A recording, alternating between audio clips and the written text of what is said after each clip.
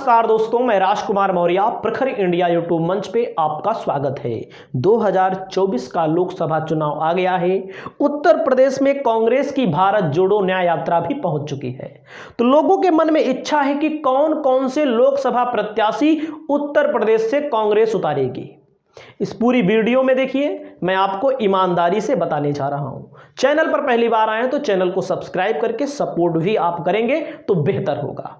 पहली बात, 2024 का जो चुनाव है विपक्ष के लिए करो या मरो का भी चुनाव है।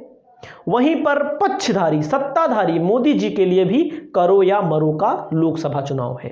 आप एक एक निर्णय देख रहे होंगे बीजेपी के जो उल्टे पड़ जा रहे हैं। राम मंदिर का निर्णय आपने देखा, आस्था है लोगों की, लेकिन उनको लगा कि राम मंदिर के नाम पे वोट मिलेगा। देखो धीरे धीरे धीरे धीरे धीरे धीरे मामला डाउन हो गया। फिर अभी हाल में इलेक्टोरल बॉन्ड का मामला आया। बीजेपी ने सबसे ज्यादा चंदा वसूला। एक तरह से बॉन्ड का जो मामला है, अवैध पैसे को वैध बनाना, मतलब भ्रष्टाचार के पैसे को वैध बना लेना। कांग्रेस के खाते को सीज किया गया, उल्टा पड़ा दांव। बाद में आयकर विभाग के द्वारा जो सीज किया गया, बाद में उसको अपने फैसले से वापस भी पीछे हटना पड़ा। किसानों का मामला आप देख रहे हैं क्या हो रहा है किसानों के मामले को लेकर के। वहीं पर मैं आपको स्पष्ट बता दूं, सपा कांग्रेस का गठबंधन है अभी तक। भविष्य में टूट जाए, भविष्य में बहुजन समाज पार्टी भी आ जाए तो इसकी गारंटी हम नहीं लेंगे। आपको मैं स्पष्ट बता दूं, ईमानदारी वाला काम करते हैं। कांग्रेस को लगभग 15 से 20 सीटों पर लड़ना है। अगर सपा कांग्रेस का गठबंधन रहेगा तो उसके मुख्य प्रत्याशी कौन होंगे। और कांग्रेस की अभी कोशिश है कि बहुजन समाज पार्टी साथ आ जाए, अभी भी कोशिश जारी है। आए तो ठीक है, ना आए तब भी ठीक है, वो बात अलग है। बाराबंकी से मैं बता दूं, पीएल पुनिया के बेटे हैं तनुज पुनिया, लोकसभा का टिकट के लिए प्रबल दावेदार है। यहां पर पासी वोटर बहुत ज्यादा हैं और सुरक्षित सीट है जिस पर एससी एसटी वर्ग के लोग ही चुनाव लड़ सकते हैं। इस सीट को पीएल पुनिया के बेटे तनुज पुनिया चुनाव लड़ना चाहते हैं और जहां तक है लड़ेंगे भी। समाजवादी पार्टी यहां पर जब विधानसभा का चुनाव लड़ी थी तब भी अच्छी फाइट दी थी, क्योंकि अब सपा कांग्रेस गठबंधन रहेगा तो सपा तो लड़ेगी नहीं, कांग्रेस लड़ेगी, तो सपा का वोट लगभग पूरा कांग्रेस में ही जाएगा।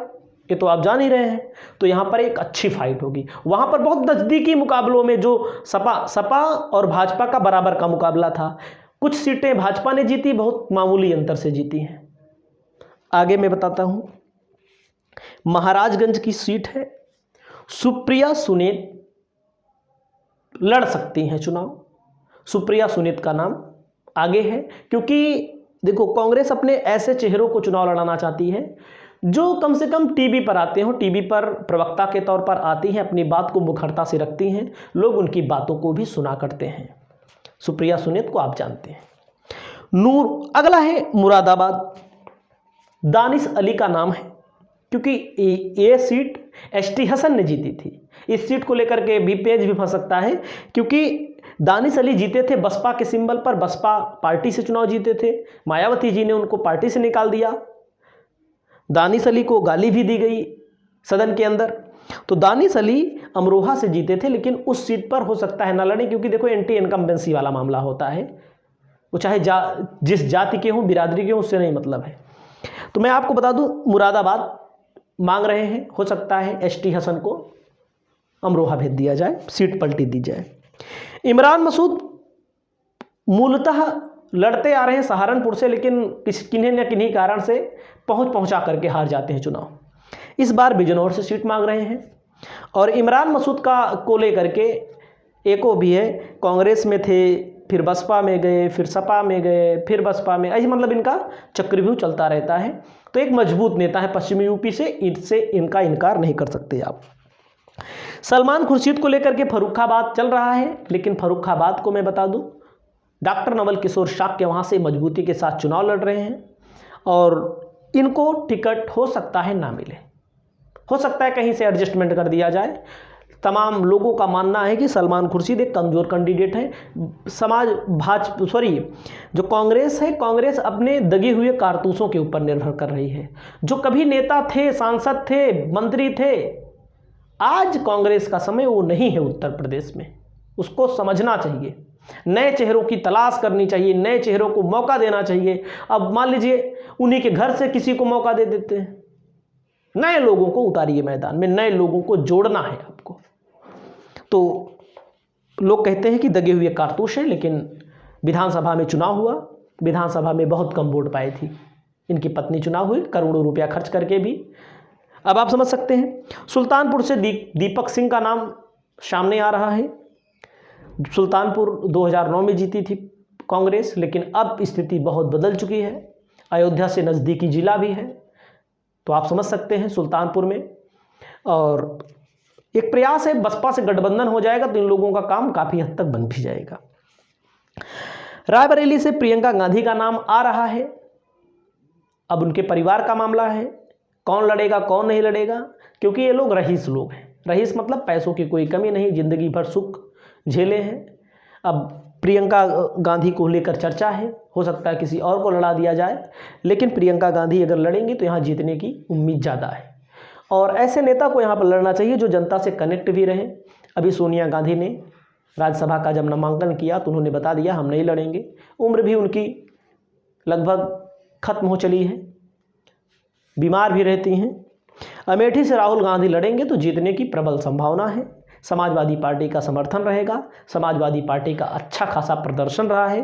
राहुल गांधी की पार्टी को यहाँ पर अच्छा खासा वोट मिलता आ रहा है।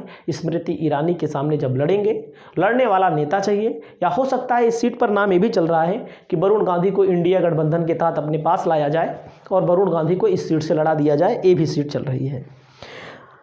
बाकी डुमरियागंज सीट मांग रही है कांग्रेस। बहराइच, उन्नाव, कानपुर, बलिया से अजय राय चुनाव लड़ना चाहते हैं। भदोही से राजेश मिश्रा पूर्व सांसद चुनाव लड़ना चाहते हैं। रामपुर से बेगम नूर बानो चुनाव लड़ना चाहती हैं। तो इन नामों को लेकर के एक चर्चा है, और जहाँ तक इसमें अधिकतर नाम आपने सुने होंगे। फतेहपुर से राज बब्बर चुनाव लड़े थे। तो असल बात कांग्रेस के अंदर एक कमी है हमको लगता है, क्योंकि थोड़ा ना ढीला ढाला रवैया दिख रहा है। आपने देखा होगा ढीला ढाला रवैया इसलिए दिख रहा है क्योंकि अभी तक इंडिया गठबंधन में कितनी पार्टियां आईं, कितनी पार्टियां चली गईं, उनको एक तरह से पता नहीं। जिनको जाना है वो तो जाएगा ही, ये सत्य बात है। अब बीजेपी एक एक लोगों को तोड़ ले रही है। कांग्रेस में लीडरशिप का अभाव वास्तव में है। जो पार्टी 3 सालों तक अपना राष्ट्रीय अध्यक्ष ना बनाई पाई हो, अब तो बन गए हैं। अभी एक चर्चा इस चीज़ पर है कि अंदर कहीं ना कहीं मायावती जी को भी लाने का प्रयास है। अगर आ जाती हैं तो कांग्रेस के लिए एक बूम मामला आगे बढ़ेगा।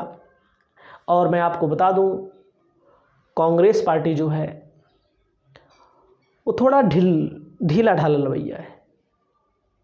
इस रवैये को सुधारना पड़ेगा, क्योंकि ज़मीनी स्तर पर उत्तर प्रदेश, बिहार जैसे राज्यों में कार्यकर्ताओं की कमी है। उत्तर प्रदेश में 2 ही विधायक हैं। उसके अलावा जो भी इनकी पार्टी में है सब पुराने ख्यालों के लोग हैं।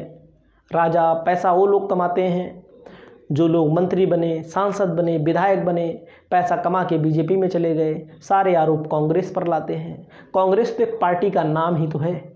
भ्रष्टाचार किया होगा, इससे कोई इनकार नहीं। राजनीतिक दलों का काम होता है भ्रष्टाचार करना, अपने पेट अपना पैसा कमाना, इसीलिए तो लोग राजनीति में आते हैं। लेकिन समस्या धीरे धीरे बढ़ रही है और इस बार उम्मीद है इन लोगों को कि कांग्रेस एक अच्छा प्रदर्शन करेगी। अच्छा प्रदर्शन नहीं चाहिए, लोगों को सरकार बदलनी चाहिए। तो आपकी क्या राय है? क्योंकि सरकार में काफ़ी दमनकारी नीतियां भी आ गई हैं जो वर्तमान में सरकार चल रही है। तो इस वीडियो में इतना ही। नमस्कार।